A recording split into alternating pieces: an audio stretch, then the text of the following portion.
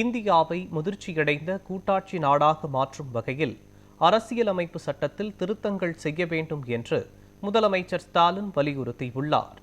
மத்திய மாநில அரசுகளின் உறவுகள் குறித்து ஆராய அமைக்கப்பட்ட ஓய்வு பெற்ற நீதிபதி குரியன் ஜோசப் தலைமையிலான உயர்நிலைக்குழு அறிக்கையின் முதல் பகுதியை அவர் வெளியிட்டார்.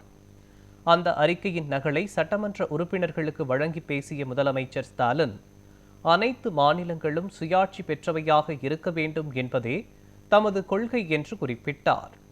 பன்முகத்தன்மை கொண்ட இந்தியாவிற்கு கூட்டாட்சிதான் அடிப்படை என்றும், இத்தகைய தன்மை கொண்டதாக அரசியலமைப்பு சட்டத்தில் திருத்தங்கள் செய்ய வேண்டும் என்றும் முதலமைச்சர் ஸ்டாலின் வலியுறுத்தியுள்ளார்.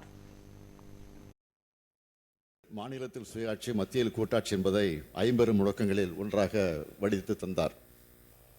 மாண்புமிகு பேரவைத் தலைவர் அவர்களே, அனைத்து அதிகாரங்களையும் தன் வசம் வைத்துள்ள ஒன்றிய அரசு அவற்றை எதேச்சதிகார மனப்பான்மையோடு பயன்படுத்துவதோடு மாநில அரசுகளையும் மதிப்பதில்லை. எல்லாவற்றுக்கும் மாநில அரசுகள் ஒன்றிய அரசின் தயவை எதிர்பார்த்து காத்து கிடக்கின்றன. இன்னும் எத்தனை காலத்துக்குத்தான் அவர்கள் கொடுக்கும் இடத்தில் நாம் வாங்கும் இடத்தில் இருப்பது?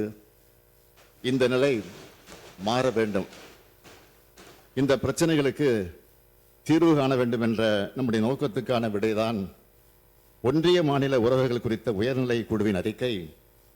சுருக்கமாக சொன்னால், பூனைக்கு மணி கட்டி இருக்கிறோம்.